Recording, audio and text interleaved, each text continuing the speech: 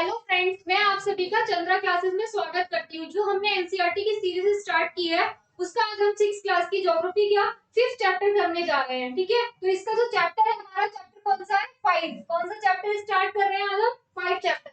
5th chapter हम start करेंगे।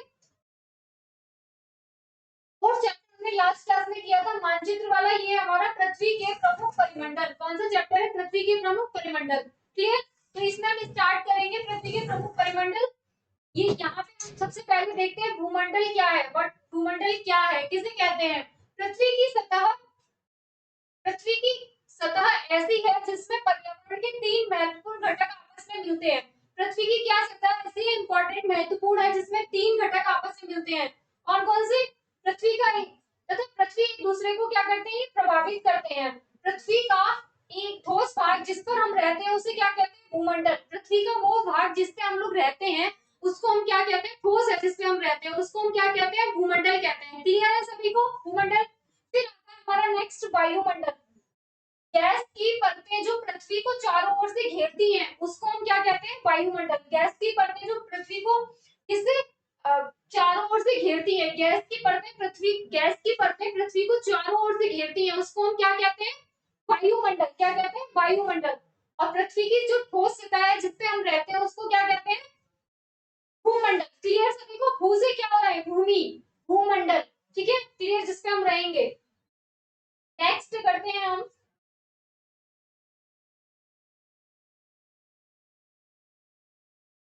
Next है हमारा जलमंडल। जलमंडल से आपको देखो पृथ्वी के मैंने आपको बताया था पृथ्वी की सतह को प्रभावित करने वाले ये 3 आवश्यक कौन कौन से जीवन, जिसके लिए सबसे पहले तो हमें जिससे जीवन चाहिए वो आवश्यक 3 चीजें हैं। वो क्या क्या है हमारी? भूमि, जल, हवा। 3 चीजें वो है। और उसके बाद में पर्यावरण के जो 3 घटक है महत्वपूर्ण, कौन कौन से 3 महत्वपूर्ण घटक है? भूमंडल, वायुमंडल और जलमंडल। भूमंडल क्या है? पृथ्वी का क्या है? वो कठोर भाग, ठोस भाग जिसपे हम रहते हैं। जलमंडल, वायुमंडल, गैस की परतें जो पृथ्वी को चारों ओर से क्या है? घेरी हुई है उसको हम क्या कहते हैं? वायुमंडल। तीसरा है हमारा जलमंडल। क्या है? जलमंडल। क्लियर? विजिबल है सभी को? देख लीजिएगा।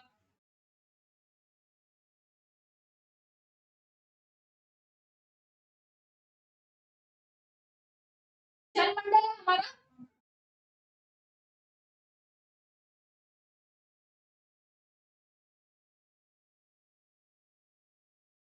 जलमंडल देखिए जहाँ ऑक्सीजन, नाइट्रोजन, कार्बन डाइऑक्साइड से जो दूसरी गैसें पाई जाती है किसमें? वायुमंडल। पृथ्वी के बहुत बड़े भाग पर जल पाया जाता है जिसे हम क्या कहते हैं? जलमंडल। पृथ्वी के बहुत बड़े भाग पे क्या पाया जाता है बच्चों? जल पाया जाता है। पानी सबसे ज्यादा पाया जाता है उसको हम क्या कहते हैं? जलमंडल। क्लियर है सभी को? जलमंडल में जल की सभी अवस्थाएं जैसे बर्फ, जल, जलवाष्प सम्मिलित होते हैं। जलमंडल में ऐसा नहीं है सिर्फ जल ही जल है, जल की जितनी भी अवस्थाएं हैं वो सब सम्मिलित है। जैसे बर्फ, जल, जलवाष्प। क्लियर सभी को? यहाँ पे किसी भी प्रकार का कोई प्रॉब्लम तो नहीं है ना? जीव मंडल एक सीमित क्षेत्र है जहाँ स्थल, जल एवं हवा एक साथ मिलते हैं। जीव मंडल क्या है? एक सीमित क्षेत्र है जहाँ पे क्या क्या मिल रहा है? स्थल, जल और हवा साथ मिलते हैं और सभी प्रकार के जीवन पाए जाते हैं। उसे क्या कहते हैं? जीव मंडल। क्लियर? क्लियर है सभी को? देखिए 3 घटक मुख्य कौन कौन से बता दिए थे हमने, कौन कौन सा पढ़ लिया है? भूमंडल, वायुमंडल और जलमंडल। भूमंडल क्या हो गया? पृथ्वी की बहुत ठोस सतह जिसपे हम क्या कह रहे हैं? दृष्ट रह रहे हैं हम, उसे हम क्या कह रहे हैं? भूमंडल। वायुमंडल गैसों का जो वायुमंडल क्या है? गैस की परतें जो पृथ्वी को चारों ओर से घेरे हुई है वो क्या हो गया हमारा? वायुमंडल। फिर जलमंडल क्या हो गया? जहाँ पे जल पाया जाता है। पृथ्वी का बहुत सबसे बड़ा भाग या बहुत बड़ा भाग, बहुत बड़े भाग पर जल पाया जाता है उसे हम क्या कहते हैं? जलमंडल कहते हैं। अब ये क्लियर है? फिर आता है हमारा जीव मंडल। जीव मंडल क्या है? जहाँ पे ये तीनों चीजें मिलती है उसको हम क्या कहते हैं? जीव मंडल। सीमित क्षेत्र जहाँ पर स्थल भी होगा, जल भी होगा, हवा भी होगी। स्थल होगा तो क्या होगा? भूमंडल। जल होगा तो क्या होगा? जलमंडल। हवा होगी, गैसें होंगी, वहां पे क्या होगा? वायुमंडल। जहाँ पे ये तीनों चीजें एक साथ मिलेंगी उसको हम क्या कहेंगे बच्चों? जीव मंडल। क्या कहेंगे उसको? जीव मंडल। क्लियर है सभी को? नेक्स्ट। अब नेक्स्ट है हमारा भूमंडल। एक बार हम देख लेते हैं भूमंडल को, दोबारा से एक बार देखते हैं। पृथ्वी के ठोस भाग को भूमंडल कहा जाता है। यह भूप्रकृति की चट्टानों तथा मिट्टी की पतली पतली परतों का बना होता है जिसमें जीवों के लिए पोषक तत्व पाए जाते हैं। पृथ्वी की सतह है, इसको मुख्यतः कितने भागों में बांटा गया है? 2 भागों में। पृथ्वी की सतह को मुख्यतः 2 भागों में बांटा गया है। एक क्या है? महाद्वीप, और एक है महासागरीय बेसिन। एक क्या है हमारे? महाद्वीप, और दूसरा है महासागरीय बेसिन। ठीक है, तो जो महाद्वीप है उनको किसके नाम से जाना जाता है? स्थलीय भूभागों को हम क्या कहते हैं? महाद्वीप। जो स्थलीय भूभाग है पृथ्वी का उसको हम क्या कहेंगे? महाद्वीप। और ये महासागरीय बेसिन आपको समझ में ही आ रहा होगा, जहाँ पे क्या है? महासागरीय मतलब जलाशय, जहाँ पे जल है उसको हम क्या कहेंगे? महासागरीय बेसिन। यहाँ पे पृथ्वी की सतह को मुख्यतः 2 भागों में बांटा गया है, एक महाद्वीप में और दूसरा महासागरीय बेसिन में। महाद्वीप क्या होगा? जो स्थल वाली सतह है उसको हम क्या कहेंगे? महाद्वीप। और जो वाटर जल वाली सतह है उसको क्या कहेंगे हम? जलाशय। यहाँ पे महासागरीय बेसिन। क्लियर? यहाँ तक किसी भी बच्चे को कोई भी किसी भी प्रकार का कंफ्यूजन? ये इंपॉर्टेंट है, इसको एक बार देख लीजिए। समुद्री जल समुद्री जल का तल सभी जगह एक समान होता है। स्थल की ऊंचाई को समुद्र तल से मापा जाता है, जिसे शून्य माना जाता है। देखिए, जितनी भी हम जैसे मान लीजिए समुद्री जल का तल सभी जगह समान होता है। स्थल की ऊंचाई को समुद्र तल से मापा जाता है। जैसे हमें किसी भी स्थल की ऊंचाई को मापना है तो हम कहाँ से मापेंगे? कोई एक पैमाना होना चाहिए ना, तो कौन सी कहाँ से मापते हैं? समुद्र तल की, समुद्र तल से। कहाँ से मापते हैं किसी को भी? समुद्र तल से। क्लियर है सभी बच्चों को? कि अभी ये क्वेश्चन आता भी है कि समुद्र तल का तल सभी जगह क्या होता है? समान होता है। समुद्र जल का तल जो होता है वो सभी जगह क्या होगा? समान होगा। इसीलिए हम क्या करते हैं? स्थल की जो ऊंचाई को मापते हैं वो कहाँ से मापते हैं? समुद्र तल से। जैसे मान लीजिए कि मापते हैं ना कोई भी, जैसे माउंट एवरेस्ट वगैरह, उसकी हम हाइट पूरी नापते हैं, वो कहाँ से मापेंगे? समुद्र तल से। क्लियर सभी बच्चों को? और वहां से क्या माना जाता है? शून्य माना जाता है। नेक्स्ट है हमारा,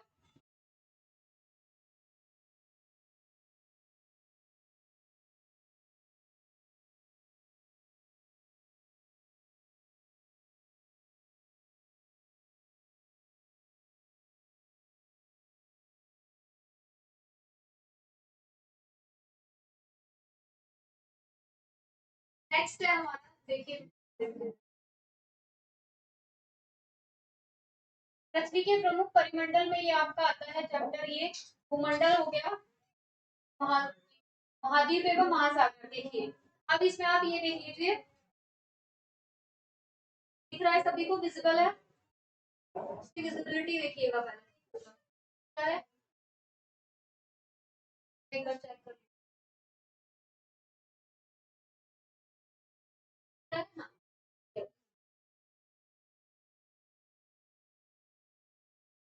क्लियर दिखे सब। अब देखिए यहाँ पे हम देखते हैं अपना,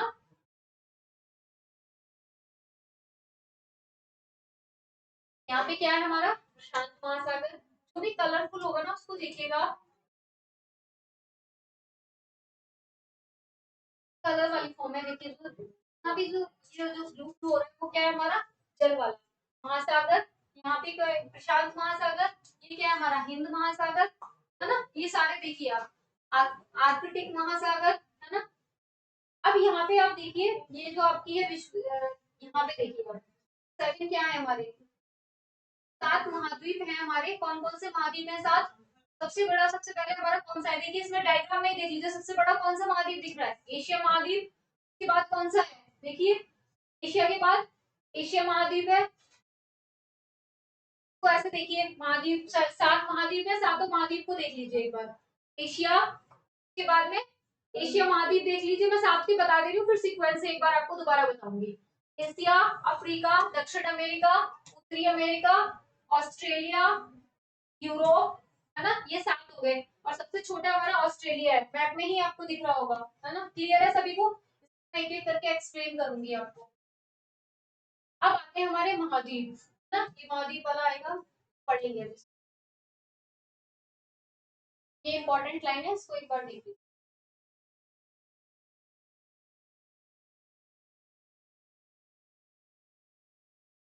लीजिएगा, कई बार क्वेश्चन में इसको डायरेक्ट पूछ लिया जाता है वाले जो एग्जाम शब्दों की उत्पत्ति। ग्रीक भाषा में लिथास का अर्थ है पत्थर। ग्रीक भाषा में लिथास का क्या मतलब है? पत्थर। एटमास का क्या अर्थ है? वाष्प। एटमास का क्या अर्थ है? वाष्प। ड्यूडल का अर्थ है जल। देखिए तीन चीजें हैं इसमें। ग्रीक भाषा में लिथास का मतलब क्या होगा? लिथास का मतलब पत्थर, एटमास का मतलब वाष्प, ड्यूडल का मतलब जल, बायोस का अर्थ है जीवन। बायोस का अर्थ क्या है? जीवन। बायोस का अर्थ क्या है? जीवन। क्लियर हो गया सभी को? छूट गया था इसलिए मैं एक बार बता दिया है। अब आते हैं हम महाद्वीप, ये पढ़ लेते हैं।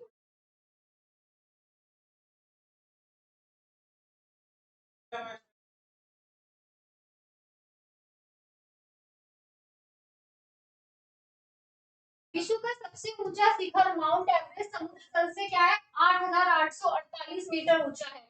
विश्व का सबसे गहरा भाग प्रशांत महासागर का क्या है? मैरियाना गर्त है। इसकी गहराई कितनी है? 11,022 मीटर। क्लियर? ये क्वेश्चन आपका कितनी बार पूछा गया है? बहुत बार पूछा गया क्वेश्चन है। इसको देखिए, विश्व का सबसे ऊंचा शिखर कौन सा है? Mount Everest. तो माउंट एवरेस्ट की जो ऊंचाई को नापा गया है, कहां से मापा गया है? समुद्र तल से। कहां से मापा जाएगा? समुद्र तल से। क्लियर? क्लियर है सभी को? विश्व का सबसे ऊंचा शिखर माउंट एवरेस्ट, जिसकी जो ऊंचाई है वो कितनी है? 8,848 मीटर ऊंचा है। और विश्व की सबसे गहरा भाग कौन सा है? प्रशांत महासागर का मैरियाना गर्त। कौन सा है? प्रशांत महासागर का मैरियाना गर्त। क्लियर सभी को? इसकी कितनी है? 11,022 मीटर। क्लियर यहाँ तक सभी को? अब महाद्वीपों के बारे में हम डिस्कशन करेंगे। कितने हमारे महाद्वीप हैं? 7 महाद्वीप। मैंने आपको इनकी इमेज भी दिखाई है, एक बार और दिखा दूंगी। 7 महाद्वीप है। इससे क्वेश्चन आते हैं, इसको डीप में थोड़ा अच्छे से पढ़ेंगे हम। विश्व पृथ्वी पर 7 प्रमुख महाद्वीप है। ये विस्तृत जलाशय के द्वारा एक दूसरे से अलग हैं। ये महाद्वीप है कौन कौन से? एशिया महाद्वीप, यूरोप महाद्वीप, अफ्रीका, उत्तरी अमेरिका, दक्षिणी अमेरिका, ऑस्ट्रेलिया तथा अंटार्कटिका। अंटार्कटिका है ना? विश्व में मानचित्र को दिखाए गए, ध्यान से दीजिए, देखिए तो दिखा देंगे अभी। एशिया विश्व का क्या है? अभी मैंने आपको बताया भी था, एशिया विश्व का सबसे बड़ा महाद्वीप है। एशिया क्या है? विश्व का सबसे बड़ा महाद्वीप है। क्लियर सभी को? यह पृथ्वी के कुल क्षेत्रफल के 1/3 भाग में फैला हुआ है। एशिया ही पूरा पृथ्वी के कुल क्षेत्रफल के 1/3 भाग में फैला हुआ है। कितने में? 1/3 भाग में। यह महाद्वीप पूर्वी गोलार्ध में स्थित है। अभी कई बार पूछ लेता है कि एशिया महाद्वीप किस में स्थित है। देखिए आपको मैं इसकी इमेज को दिखाती हूँ। देखिए एशिया महाद्वीप है ये हमारा एशिया। देखिए ये आपका दक्षिणी गोलार्ध है, उत्तरी गोलार्ध है। पूरी तरह से उत्तरी गोलार्ध में कौन सा स्थित है? एशिया महाद्वीप है। और दक्षिणी गोलार्ध में पूरी तरह से ऑस्ट्रेलिया। क्लियर है?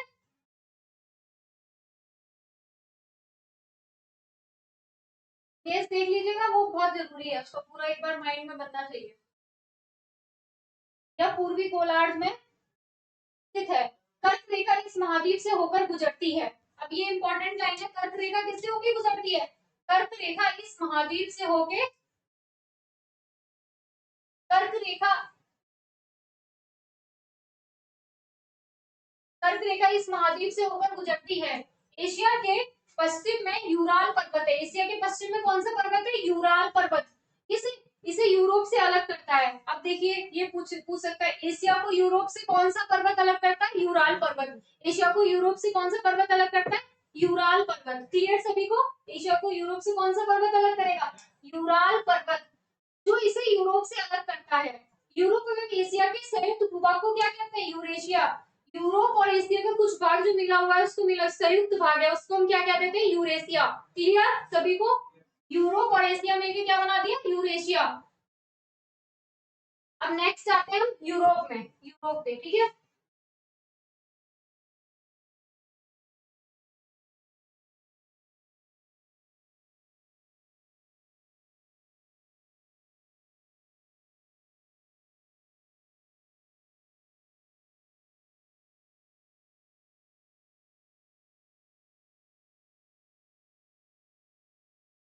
यूरोप एशिया से छोटा है। यह महाद्वीप एशिया के पश्चिम में स्थित है। एशिया के किस में स्थित है? पश्चिम में। आर्कटिक वृत्त इससे होकर गुजरता है। यह 3 तरफ से जल से घिरा हुआ है। विश्व के मानचित्र को देखिए, अभी दिखाती हूँ। ये जो एशिया है, यूरोप है हमारा, तीनों तरफ से किससे घिरा हुआ है? जल से घिरा हुआ है। किससे घिरा हुआ है? तीनों तरफ से जल से। देखिए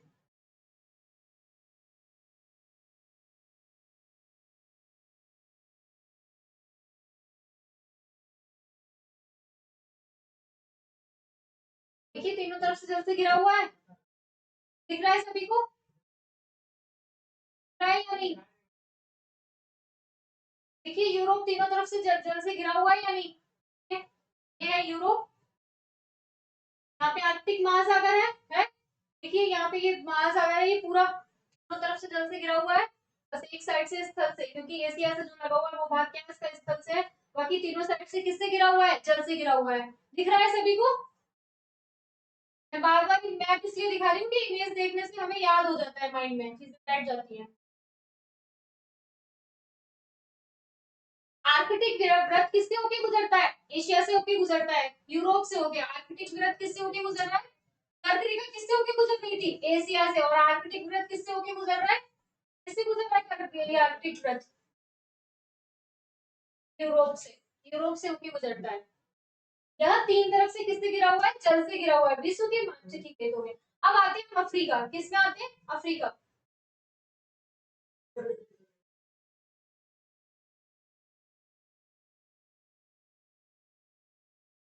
अफ्रीका, अफ्रीका एशिया के बाद विश्व का दूसरा सबसे बड़ा महाद्वीप है। जैसे अब एशिया, एशिया के बाद हमारा दूसरा अगर पूछा जाएगा तो कौन सा है? अफ्रीका। विषुवत वृत्त या 0 डिग्री अक्षांश इस महाद्वीप के लगभग मध्य भाग से होकर गुजरती है। विषुवत रेखा जो है, विषुवत वृत्त है जो, और 0 डिग्री अक्षांश या फिर जिसको हम बोलते हैं, वो महाद्वीप के लगभग किससे? मध्य से होकर गुजरती है। कौन से महाद्वीप के मध्य से होकर गुजरती है? क्वेश्चन पूछा जाता है अफ्रीका महाद्वीप के। क्लियर? अफ्रीका का बहुत बड़ा भाग उत्तरी गोलार्ध में स्थित है। अफ्रीका का जो सबसे बड़ा बहुत ज्यादा भाग है वो किसमें स्थित है? उत्तरी गोलार्ध में। मैं अभी आपको दिखाऊंगी।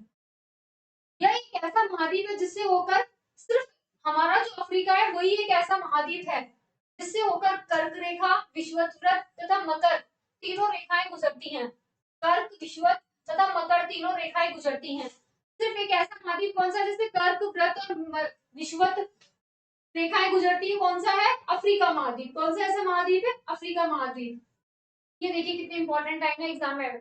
सहारा का एक रेगिस्तान विश्व का सबसे बड़ा रेगिस्तान, सबसे गर्म रेगिस्तान है, सबसे बड़ा गर्म रेगिस्तान, विश्व का सबसे बड़ा गर्म रेगिस्तान सहारा का रेगिस्तान, जो कि अफ्रीका में स्थित है। किसमें? अफ्रीका में स्थित है। यह महाद्वीप चारों तरफ से समुद्र एवं महासागरों से घिरा है। विश्व, आप देखेंगे कि विश्व की सबसे लंबी नदी, अब देखो विश्व की सबसे लंबी नदी नील अफ्रीका से होकर गुजरती है। विश्व की जो सबसे लंबी नदी है, अब इसके कितने सारे पॉइंट इंपॉर्टेंट हो गए। विश्व की सबसे लंबी नदी है, क्या है? नील नदी। वो किससे होकर गुजरती है? अफ्रीका से होके। विषुवत रेखा, कर्क रेखा, मकर रेखा तीनों किससे होकर गुजरती है? अफ्रीका महाद्वीप से। क्लियर है सभी को? कर्क रेखा, मकर रेखा, विषुवत वृत्त इसके किन किन भागों से होकर गुजरती है? देखिए अब सबसे बड़ा भाग इसका किसमें? उत्तरी गोलार्ध में स्थित है, ये भी देख लीजिए। ये अफ्रीका महाद्वीप है, इसका भाग है उत्तरी गोलार्ध में। यहाँ से देखिए पूरा थोड़ा सा बस है ये गोलार्ध में स्थित है। देखिए नील नदी गुजर रही है, ये देखिए अफ्रीका, यहाँ पे देखिए नदी, नील नदी गुजर रही है यहाँ से। सहारा मरुस्थल है यहाँ पे इसमें, देखिए। और ये देखिए ड्रैकेंसबर्ग पत्थर भी है, दिख रहा है सभी बच्चों को? क्लियर है? बार बार दिखाने का मतलब ये है कि आपके माइंड में ये इमेज बन जाए इसकी। ठीक है, अब आता है हमारा उत्तरी अमेरिका। उत्तरी अमेरिका विश्व का तीसरा सबसे बड़ा महाद्वीप है। यह दक्षिण यह दक्षिण अमेरिका से एक संकरे स्थल से जुड़ा है। जिसे पनामा जल संधि कहा जाता है। क्या कहा जाता है? पनामा जल संधि कहा जाता है। एक बार देख लो, यह महाद्वीप पूरी तरह से उत्तरी एवं पश्चिमी गोलार्ध में स्थित है। यह महाद्वीप 3 महासागरों से घिरा है। देखिए अब सबसे पहले हम ये देखते हैं कि स्थल संधि किसे कहते हैं। मैं आपको ये बताती हूँ कि स्थल संधि इंपॉर्टेंट है, इसको देखिए, आगे वाला बात पढ़ेंगे। स्थल संधि किसे कहते हैं हम? स्थल का एक सकरा भाग होता है जो दो बड़े स्थलीय भागों को एक दूसरे से जोड़ता है। स्थल का एक बहुत बड़ा भाग क्या होता है? स्थल का एक सकरा भाग। स्थल का क्या? सकरा भाग जो दो बड़े स्थलीय भागों को किससे जोड़ता है? एक दूसरे से जोड़ता है, उसे हम क्या कहते हैं? स्थल संधि। क्या कहते हैं? स्थल संधि। देखिए ये दो बड़े भागों को किससे जोड़ रहा है, उत्तरी अमेरिका और दक्षिण अमेरिका के बीच में ये स्थल से जुड़ रहे हैं ना, इसको हम क्या कह रहे हैं, स्थल संधि। और जो जल से जुड़ते हैं उसको हम क्या कह देते हैं, जल संधि। क्लियर सभी को, इमेज दिखाइए तो और जल्दी क्लियर हो जाएगा। देखिए यहाँ पे ये स्थल से जुड़ रहे हैं, इसको क्या कह दिया, स्थल संधि। सकरा भाग, सकरा भाग है ना, ये दो बड़े स्थलीय भागों को एक दूसरे से जोड़ते हैं उसको क्या कह देते हैं, स्थल संधि। अगर ये जल से जोड़ती है तो उसको हम क्या कह देते हैं, जल संधि। तो यहाँ पे कौन सी उत्तरी अमेरिका और दक्षिण अमेरिका के बीच में कौन सी संधि है, कौन सी संधि है, पनामा जल संधि, पनामा संधि। देखिए एक बार इसमें दिखाया भी है,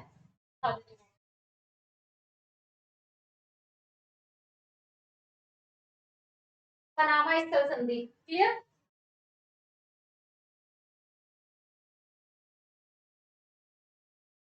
लेकिन यही अगर बात आती है भारत एवं, देखिए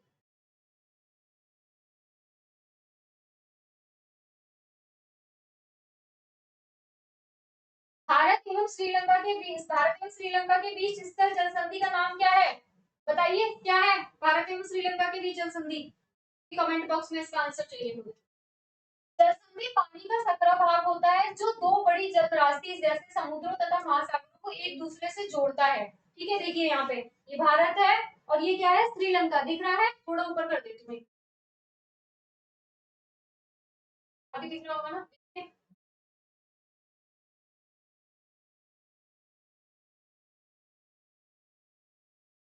भारत है ये हमारा, यहाँ पे क्या है, श्रीलंका है ये, और ये जल के द्वारा ये जुड़ रहे हैं, तो ये क्या होगा, यहाँ पे जल संधि। क्या होगा, क्या हो जा रही है, जल संधि, है ना। क्लियर। अरब सागर है, क्लियर सभी को। अब आते हैं हम दक्षिण अमेरिका में, पढ़ते हैं दक्षिण दक्षिण दक्षिण अमेरिका का मैप बना हुआ है साइड में, इसको देखते हैं। दक्षिण अमेरिका,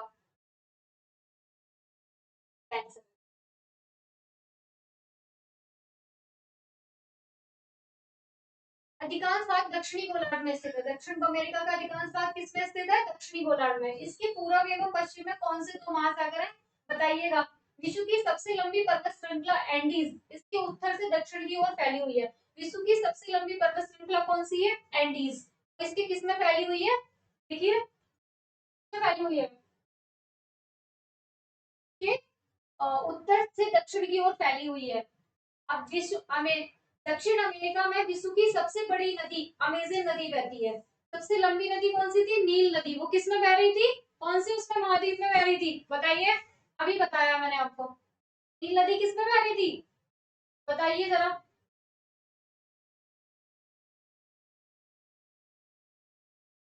अफ्रीका में, किसमें थी, अफ्रीका में। और ये कौन सी है, अमेजन नदी, ये किसमें है, दक्षिण अमेरिका में। विश्व की सबसे लंबी नदी है, विश्व की सबसे बड़ी नदी अमेजन नदी है। अब आते हैं हम ऑस्ट्रेलिया। विश्व का सबसे छोटा महाद्वीप कौन सा है, ऑस्ट्रेलिया महाद्वीप, जो कि पूरी तरह से दक्षिणी गोलार्ध में स्थित है। यह चारों तरफ से महासागरों एवं समुद्रों से घिरा है, चारों तरफ से महासागरों और समुद्रों से घिरा है। इसे द्वीपीय महाद्वीप कहा जाता है। क्वेश्चन आता है आपसे कि द्वीपीय द्वीपीय महाद्वीप किसे कहा जाता है, तो वो किसे कहा जाएगा, ऑस्ट्रेलिया महाद्वीप को। किसको, ऑस्ट्रेलिया महाद्वीप को। कहता है अंटार्कटिका। अंटार्कटिका एक बहुत बड़ा महाद्वीप है जो कि दक्षिण गोलार्ध में स्थित है। दक्षिणी ध्रुव इस महाद्वीप के मध्य में स्थित है। क्योंकि यह दक्षिण ध्रुव क्षेत्र में स्थित है, इसलिए यह हमेशा मोटी बर्फ की परतों से ढका रहता है। यहाँ किसी भी प्रकार का स्थायी मानव निवास नहीं है। बहुत से देशों के शोध केंद्र यहाँ स्थित है। भारत के भी शोध केंद्र, देखिए अंटार्कटिका में भारत का भी एक शोध केंद्र स्थित है। शोध केंद्र वो कौन सा है, भारत के भी शोध केंद्र संस्थान यहाँ स्थित है। इनके नाम है मैत्री और दक्षिण गंगोत्री। ये पूछा जाता है, मैत्री और दक्षिण गंगोत्री कहाँ स्थित है, अंटार्कटिका में। क्या है ये, भारत के शोध संस्थान। क्लियर सभी को। अब आते हैं हम जलमंडल। अब महाद्वीप हमने पढ़ लिया, अब महासागर जलमंडल पे आते हैं हम। महासागर में देखिए 95 जलमंडल। चलिए अब आते हैं हम जलमंडल।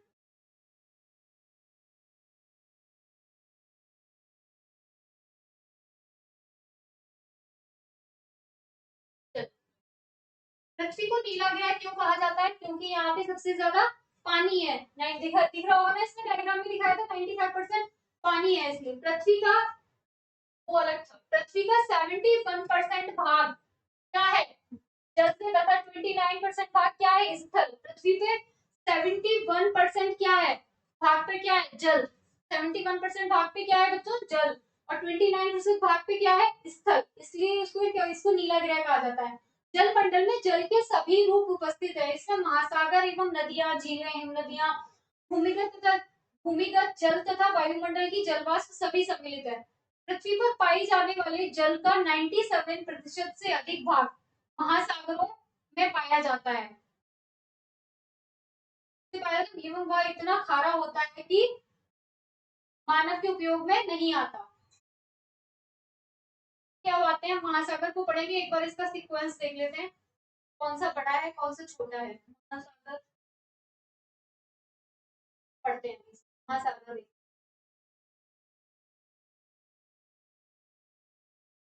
महासागर जलमंडल के मुख्य क्या है मुख्य भाग है। महासागर जलमंडल के मुख्य भाग है। ऑब्वियसली बात है महासागर क्या होंगे जलमंडल के मुख्य भाग होंगे। ये आपस में एक दूसरे से जुड़े हुए। महासागरीय जल हमेशा गतिशील रहता है। महासागरीय जल हमेशा कैसा रहेगा गतिशील मूव करेगा। नेक्स्ट है हमारा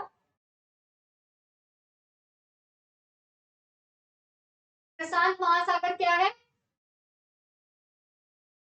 दंतुरित तटरेखा है ना।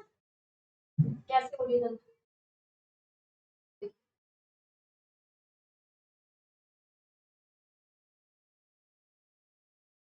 प्रशांत महासागर क्या है सबसे बड़ा महासागर है। प्रशांत महासागर सबसे बड़ा महासागर है। ये पृथ्वी के 1/3 भाग तक फैला है। सबसे बड़ा महासागर हमारा कौन सा है बच्चों प्रशांत महासागर। और जो पृथ्वी के किसके फैला है 1/3 भाग पर। पृथ्वी का सबसे गहरा भाग मैरियाना गर्त प्रशांत महासागर में ही स्थित है। प्रशांत महासागर लगभग कैसा है वृत्ताकार। पूछ लेता है कि प्रशांत महासागर का आकार कैसा है वृत्ताकार। एशिया ऑस्ट्रेलिया उत्तरी एवं दक्षिण अमेरिका इसके चारों ओर स्थित है। अटलांटिक महासागर विश्व का क्या है दूसरा सबसे बड़ा महासागर है। पहला प्रशांत उसके बाद अटलांटिक। 4 महासागर इंपॉर्टेंट है। यह अंग्रेजी भाषा के एस अक्षर के आकार का है। ये पश्चिमी किनारे पर उत्तरी एवं दक्षिणी अमेरिका है तथा पूर्वी किनारे पर यूरोप एवं अफ्रीका। अटलांटिक महासागर की तटरेखा बहुत ही कैसी है दंतुरित है।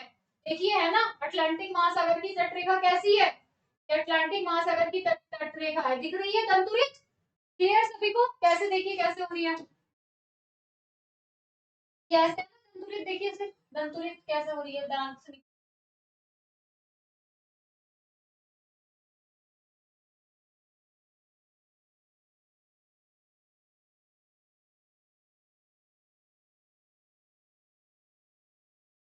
यह अनियमित एवं दंतुरित। अब आते हैं हिंद महासागर। अब किस पे आते हैं हिंद महासागर।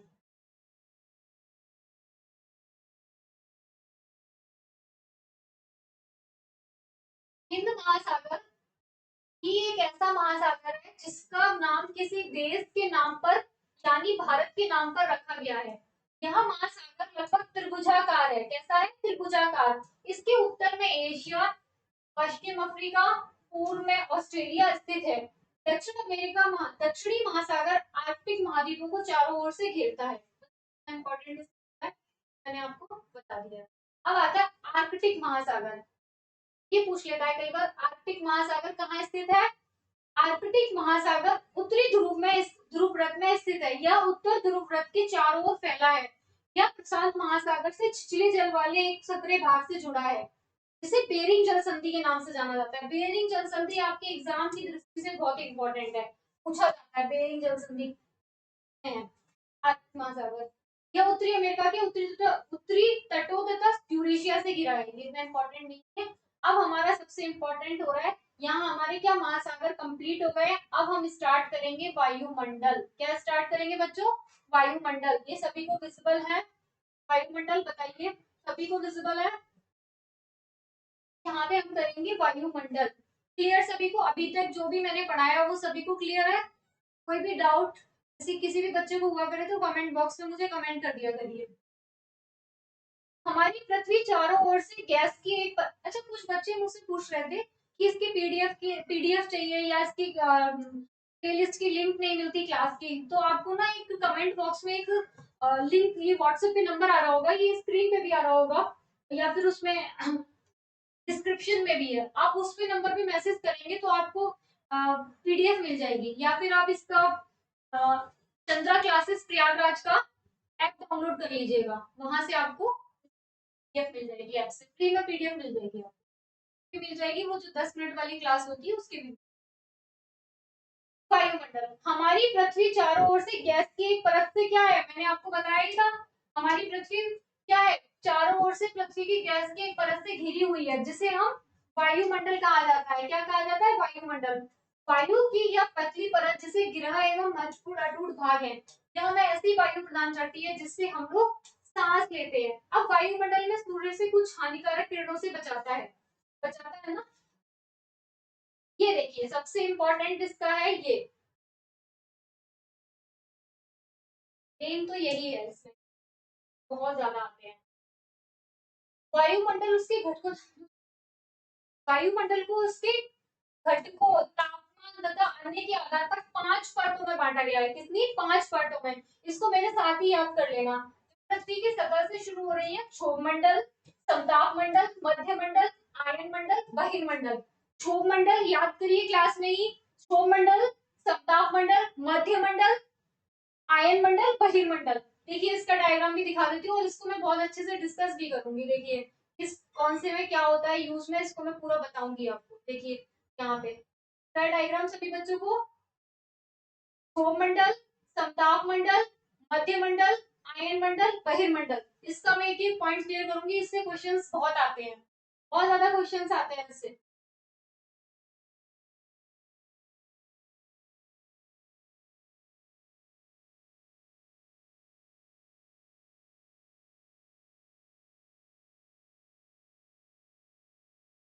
चलिए अब आते हैं जीव मंडल पे। इस डायग्राम को मैं लास्ट में एक बार डिस्कस करूंगी, कौन से मंडल में कौन सा क्या होता है। अब आते हैं जीव मंडल।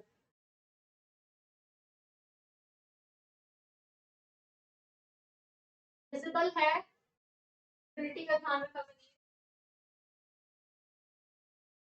जीव मंडल स्थल, जल तथा हवा के बीच एक सीमित भाग है। यह वह भाग है जहाँ जीवन मौजूद है। यहाँ जीवों की बहुत सी प्रजातियां हैं जो कि सूक्ष्म तथा बैक्टीरिया से लेकर बड़े स्तनधारियों के आकार में पाई जाती है। मनुष्य सहित सभी प्राणी जीवित रहने के लिए तथा जीव मंडल में जुड़े हुए हैं। हाँ, जीव मंडल मैंने आपको बताया था क्या है, जहाँ पे जल मंडल, वायुमंडल और स्थल मंडल ये सब मिलता है, वहाँ पे क्या होता है? जीव मंडल होता है। जीव मंडल पता हो गया आपका, क्लियर है सभी को बच्चों को? सभी बच्चों को क्लियर है कि मैंने कुछ आपके शॉर्ट नोट्स बनाए हैं, वो मैं आपको बताती हूँ क्लास में।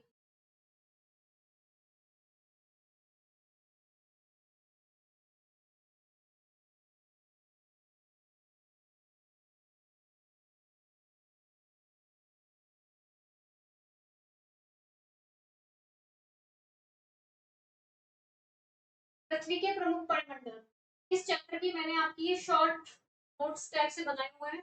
सभी को ये मैं पीडीएफ दिलवा दूंगी, और आप इसको एक बार रिवीजन कर लीजिए।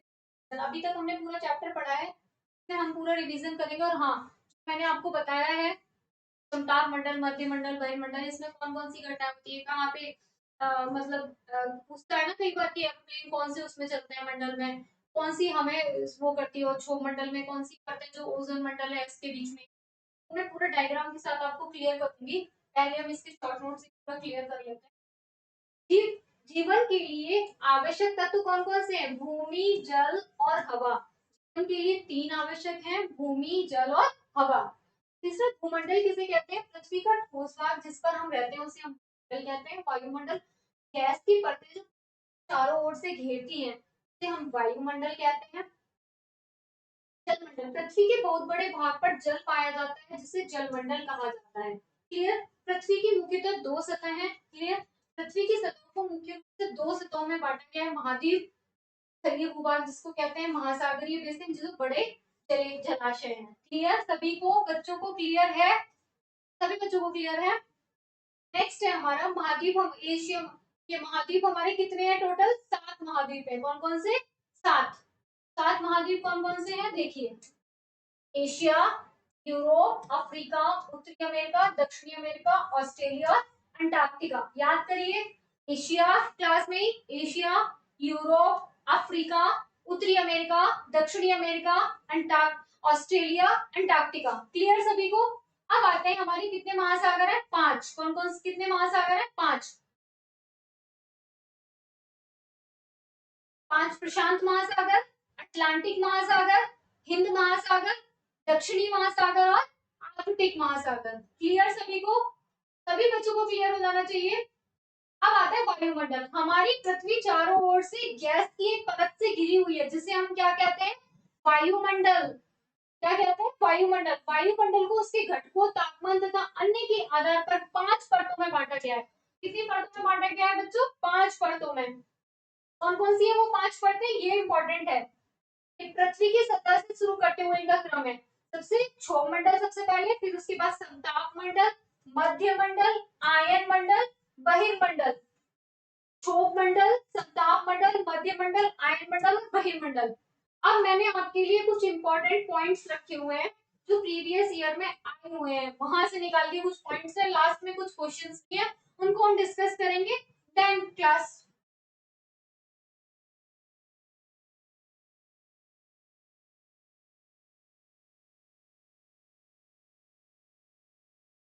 नाइन्टी ईस्ट रेज का विस्तार लगभग किसमें है? लगभग 33 डिग्री दक्षिणी अक्षांश से लेकर 17 डिग्री उत्तरी अक्षांश तक। ये क्वेश्चन आया हुआ है प्रीवियस ईयर में। 90 ईस्ट रेज का विस्तार किस किस में है? लगभग 33 डिग्री दक्षिणी अक्षांश से लेकर 17 डिग्री उत्तरी अक्षांश तक। क्लियर? नेक्स्ट है हमारा Lakshadweep, Maldives, Chagos, New Amsterdam, Saint Paul, Kerguelen आदि द्वीप पाए जाते हैं किसमें? ये हिंद महासागर में। ये सब द्वीप कहाँ पाए जाते हैं? हिंद महासागर में। इंपॉर्टेंट है, याद रखिएगा। 90 ईस्ट रीज कहाँ स्थित है? कौन से महासागर में? हिंद महासागर में। 90 ईस्ट रीज कौन से महासागर में स्थित है? हिंद महासागर में। और क्षैतिज रेखा जिसके सहारे ऊंचाइयों और गहराइयों की माप की जाती है, ऊंचाइयों और गहराइयों की माप की जाती है, वो कौन सी क्षैतिज रेखा है? उसका नाम क्या है? डेटम रेखा। क्या नाम है? डेटम। महासागरीय नितल का सबसे विस्तृत भाग क्या है? गहरे सागरीय मैदान। सार्गेसो सागर एक जलीय क्षेत्र है जो स्थित है उत्तरी अटलांटिक महासागर में। सार्गेसो सागर क्या है? सार्गेसो सागर क्या है बच्चों? जलीय क्षेत्र। क्या है? जलीय क्षेत्र है सार्गेसो सागर। वो किस में स्थित है? उत्तरी अटलांटिक महासागर में। सार्गेसो वनस्पति पाई जाती है। सार्गेसो वनस्पति किसमें पाई जाएगी? सार्गेसो सागर में। क्लियर? इस प्रीवियस ईयर के पॉइंट्स मैंने नोट किए हुए हैं, आपके इंपॉर्टेंट नोट्स पॉइंट्स हैं, तो मुझे लगे कि इंपॉर्टेंट पॉइंट्स हैं, वो मैंने आपके लिए एक्स्ट्रा नोट कर दिए।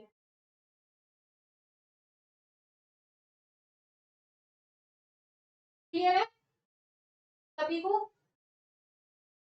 सभी बच्चों को क्लियर है?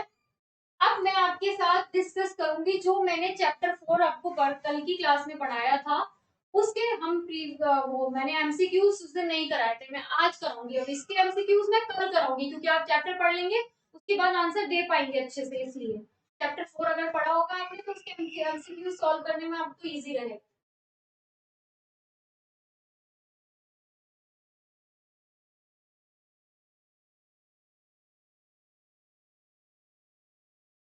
आज क्वेश्चन मैंने लिए, मानचित्र निर्माण कला को कहते हैं। ये आपको मैंने लिए हैं क्वेश्चंस, बताइए इसके आंसर्स कौन बताएगा? इसके आंसर आप सारे बच्चे दीजिए क्लास में ही, क्लास में ही दीजिए इसके सारे आंसर्स। पढ़िए अच्छे से, मैं टाइम दूंगी कि आप सॉल्व कर पाए अच्छे से सभी बच्चे।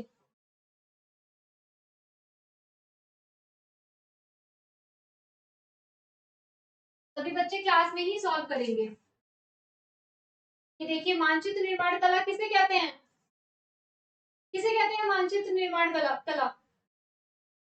कार्टोग्राफी। किसको कहते हैं? कार्टोग्राफी। किसको कहते हैं मानचित्र निर्माण कला बच्चों? कार्टोग्राफी को। क्लियर सभी को? सभी बच्चों को क्लियर है या नहीं? आंसर देखिएगा फिर उसके बाद बताइएगा। कार्टोग्राफी। क्लियर?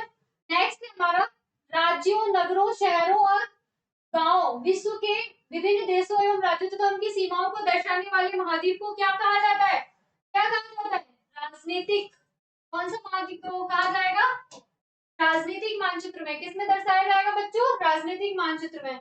नेक्स्ट है हमारा, ये देखिए, बताइए मानचित्र के संदर्भ में किन दिशाओं को प्रधान बिंदु कहा जाता है? प्रधान बिंदु किसमें कहा जाता है बताइए, किसमें कहा जाएगा? उत्तर, पूर्व, दक्षिण, पश्चिम, सभी। मैंने बताया था ना आपको, सॉल्व कराया था ना, ऐसे ही इसको याद करना है पूरा, इसीलिए मैंने कल नहीं रखे थे। भौतिक मानचित्र में किसे शामिल किया जाता है? भौतिक मानचित्र में किसे शामिल किया जाता है बताइए? पर्वत, पठार, मैदान, महासागर, देश या राज्यों की सीमाएं, किसे शामिल किया जाएगा? भौतिक मानचित्र में, फिजिकल में किसको किया जाएगा? देश और राज्य तो पॉलिटिकल में आएंगे ना, ये नहीं होगा। मैदान, पठार ये होंगे। 1 2 3 4 कौन सा आंसर? क्लियर? देश या राज्यों की सीमाएं किसमें होंगी? पॉलिटिकल मैप में ना, राजनीतिक मैप में। 5 क्वेश्चन ये मैंने आपके प्रीवियस ईयर से निकाले हुए हैं।